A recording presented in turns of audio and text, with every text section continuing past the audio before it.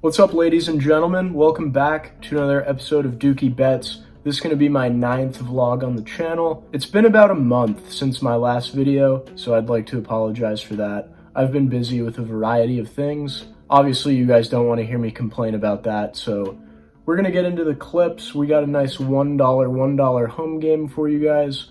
This was played about a month ago again. Aside from that, though, everything's been good. I have been playing quite a bit off camera, doing relatively well. I still haven't gotten a haircut since the last vlog, no surprise there. I recently added an Instagram. If you guys want to check that out, the link will be down below. It's Instagram at DookieBets. Pretty standard things. I have been posting all my short videos on there, most of which have done really well on there, so that's pretty cool to see.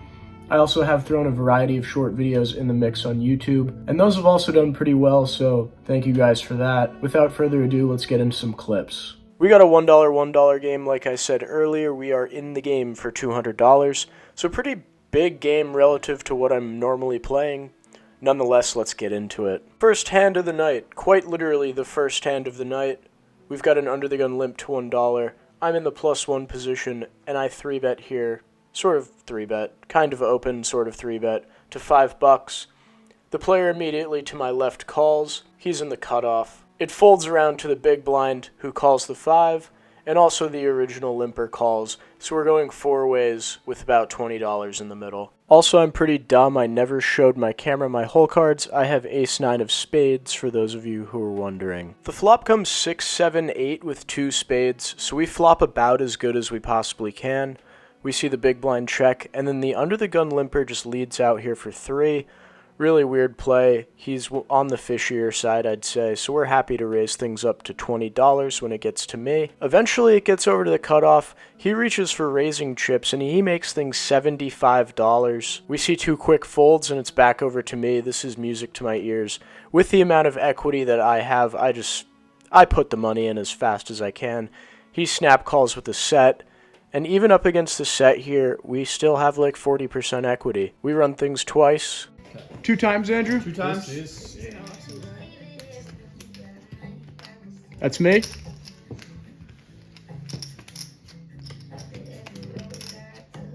That's me. Scoop! We get a little bit lucky there and win both the runouts. Always good to start the session off on a high note. This next hand, we look down at ace-5 of diamonds. We've got a hijack raise to 3, a cutoff 3-bet to 12, and I cold call out of the small blind. I could mix in a 4-bet here and get a little tricky. However, I'm not really the biggest advocate for 4-bet bluffing pre-flop in small stakes home games like this. Typically, it doesn't work. That's a trick you need to save for the higher stakes, because people love to call in this game. I cold call the small blind, and eventually the hijack player calls as well, so we're going 3 ways to a flop. The flop comes ace, queen, 10, so we do flop top pair, but I am going to tread with some caution given there was a 3-bet pre. Because of this pre-flop action, I am walking on eggshells with top pair, no kicker, so we start things with a check here. We see a quick check behind from the hijack, and the original 3-better pre-flop bets $15. I eventually put in the call here. I'm not ready to fold my top pair just yet.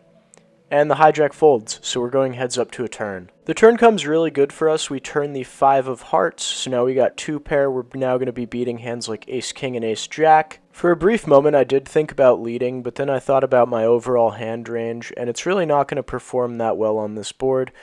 So I decided to check the turn. The 3-better quickly checks back. We're going to a river. The river comes the queen of diamonds pairing the board. Obviously, this is quite bad for us. Any plan I had of value betting this river is quickly just vaporized in my face.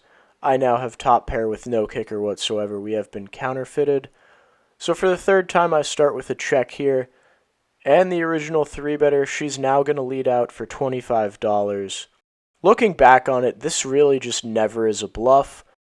However, I pay it off. I wanted to see what she had. She had ace-jack. We obviously lose the hand. Pretty frustrating one. We didn't play it very well at all. On to the next hand. Next hand of the night, we look down at ace-7 of hearts in the small blind. And the action gets pretty stale here. It folds all the way around to me. I eventually cut out a raise, and I throw $4 in there in a blind v blind situation. After not too much time, the big blind decides he wants to defend, so we're going heads up to a flop in a BVB pot. The flop comes 7 high rainbow.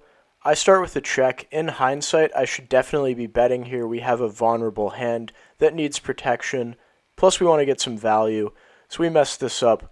The big blind checks back, and we're playing a turn card. Turn card comes the king of hearts. We now have a flush draw to go with our second pair. We flick in 5, and we get snapped right off, so that's a good sign. The river rolls off the 7 of clubs, obviously a really good river for us. We don't hit our flush, but we do make trips on the end. I should be targeting hands like King X here, which means I should be betting rather large. I ultimately pick a size here of $15, which I think is fine. Maybe we could have gone for a slight overbet. And we get snap raised to 50, and I absolutely snap call. That was just a chaotic spur of events right there. He shows us 8-7, so that's quite the cooler.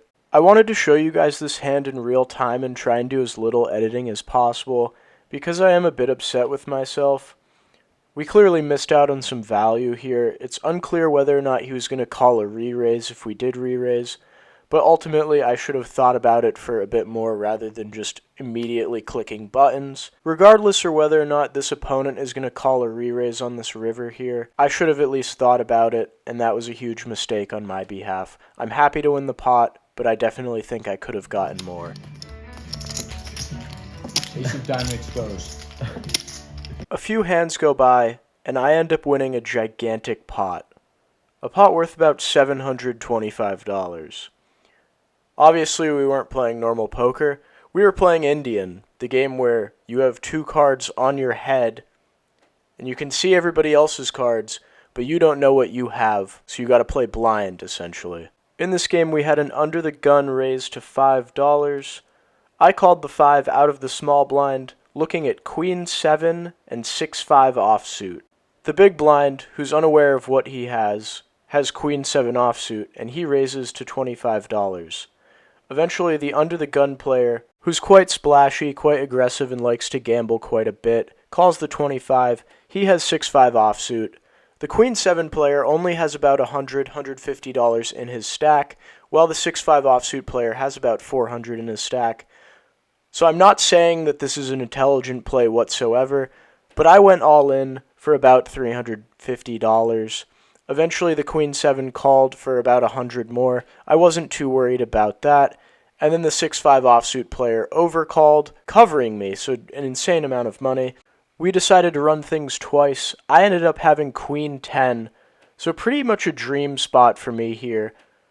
We run it out, and I completely scoop 2 boards and win a $725 pot.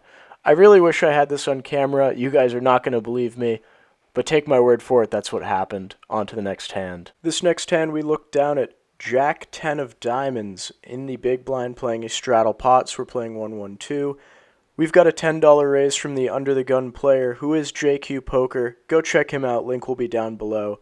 I'm pretty sure he buys subscribers, so, go help him out. Grow his channel a little bit. We call his $10 raise and we're heads up to a flop. The flop comes Jack 7-7. I start with a check here with my top pair, and JQ fires out for about a quarter of the pot. He bets $6.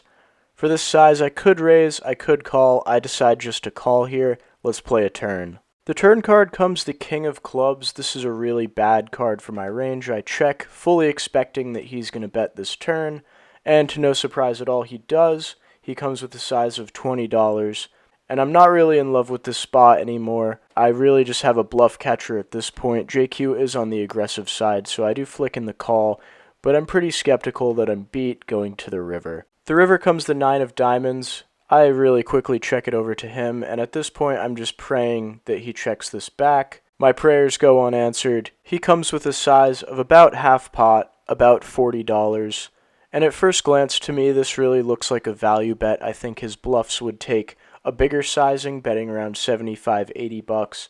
This looks like a bet that wants to get called.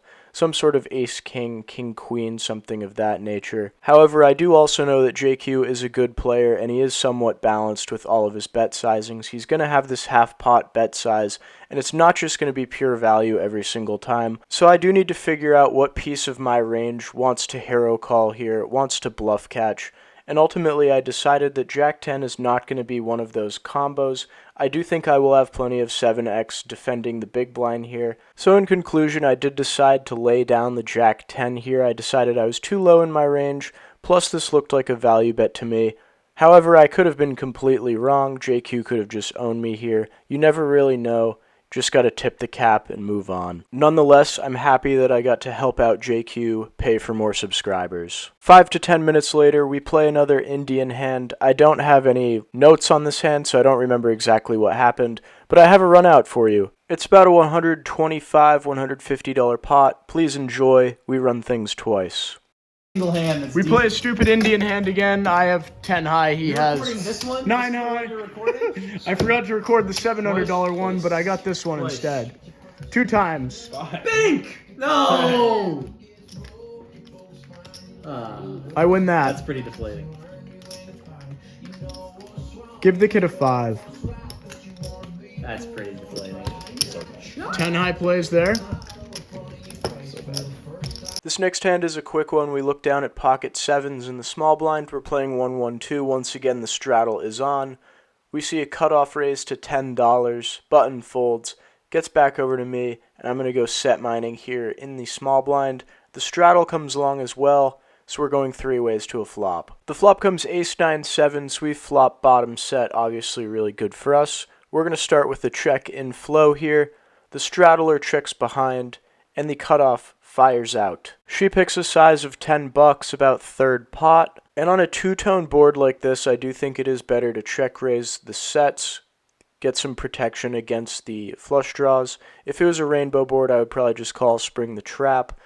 I choose to raise things to $40, and both players pretty quickly fold. So a little bit unfortunate for us, but nonetheless, it's fun to hit the flop. This next hand, we look down at pocket aces in the middle position. We're in a straddle pot, once again playing 1-1-2. We see an under the gun raise to $7 and a +1 call. I make it nice and easy for everybody. I put in 27, just 20 on top, nothing crazy. And one by one, I just see everyone at the table fold their hand. I get no action with pocket aces. Yeah, pretty upsetting. Really nothing else to say. This next hand, we look down at 7-5 in the straddle. And there's A+ table talk going on, so I'm not even gonna try and talk over this hand. Just watch and enjoy. Big blind limp. I'm in the straddle. I make it 12. He calls heads up to a flop. Hey, I want to know. The board for some is not strong. Yeah, that's a fantastic board for someone who's not strong. Why would you donk into me? Why would you do that? Man, you don't click your buttons, remember? Start trying to remove the patch. Is that a raise to 25? Yeah. That'd be some shit if you just got like 7-4. Check. yeah. 5? That would be some shit right there. Flop 7-4-4 rainbow. You got a board going on? He donked for 5, then he made it 25. Call? Called, now we're going. He leads for 5. I bet 25. He calls. Turn 8 of spades.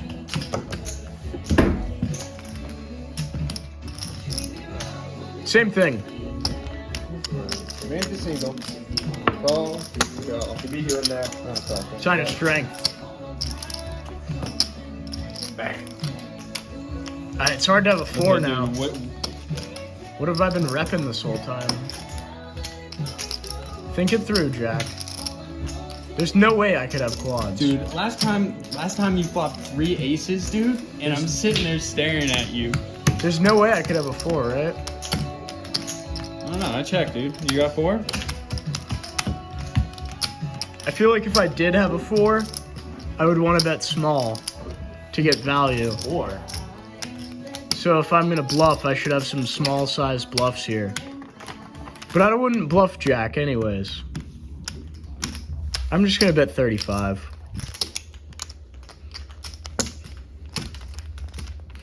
You're so sped up right now. No, I'm getting ready to call, and I'm expecting to see this fucking 4, dude.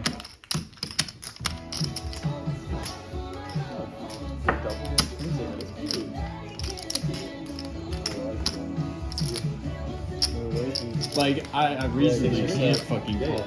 ain't got shit, bro. You have an 8? It's fun that I'm gonna lie. No. I don't got fucking 8, dude. Liam says hi. Liam did. You let me see it? I'll let you see it. Show. You got fucking 4. Yeah, you were good. This next hand, the player from the last hand gives me a nice little elbow in the ribs and says, "Yo, bro, don't look at your hand." As you can obviously see from the table talk in the last video, we're kind of messing around, goofing off a little bit. Let's make some crazy content here. We're playing a straddle pot. We've got an under the gun raise from a relatively tight player to $6, and the player in the cutoff to my right also has not looked at his hand. He raises it up to $25. And with my random assortment of cards, I'm happy to play the silly games. We make it 55. I don't know what I got.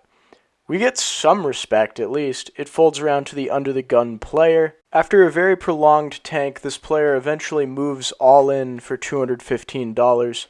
It's pretty clear to me that he doesn't know we're playing blind. He didn't see us not look. So that's good, right?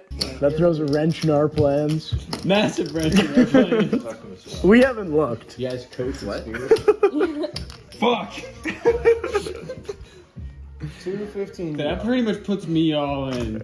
Actually, that Definitely. leaves me with like $14 or something like that. Why did I put 55 in without looking? Fish. When he does something, I'm going to look at this and I know. I just hope I look The only thing is, like, the only question is, do I look or do I show? Think about the thumbnail and the caption for the video. I could just call 4-bet for good blind, content. Question mark? That means I lose. If he calls, I lose. I'll look at I'm all Just in, by your luck, I mean. I'm all in blind for how much? Think about it. What's the count over there? Yeah, I don't like that face, dude. 215. All I together? don't like that face. I'm going to look. I like it. He woke up with 9s. 215 all together? Yep. So, Oh, you're priced in, dude. You're priced in, dude. This is not the same. You gotta think about it, dude. Stupid cunt. His luck You is gotta good. think about it. Let me see. 160 See, that's the difference altogether. between me and you. 160 saved more. myself 20 bucks, 160 You more. would have lost yourself. 20. it's tempting, We're not right? a 4-bet after 3 bets. How much more is it? 160. 160 more? Yep. Such a pretty hand. You're such a pussy. We have 6-7 suited? Come on. A few minutes after 4-betting blind, the game wraps up. We're all done for the night. I end up with a nice little profit of $405 and overall had a lot of fun playing tonight. And yeah, that's going to wrap up the vlog. Overall, really fun game. I had a good time. Obviously, nice to book a win as well. If you guys enjoyed the content, make sure to like and subscribe for more videos. Also follow on Instagram. All the links will be down below. Once again, thank you for watching. Comment down below, turning sand into gold for more videos on the way.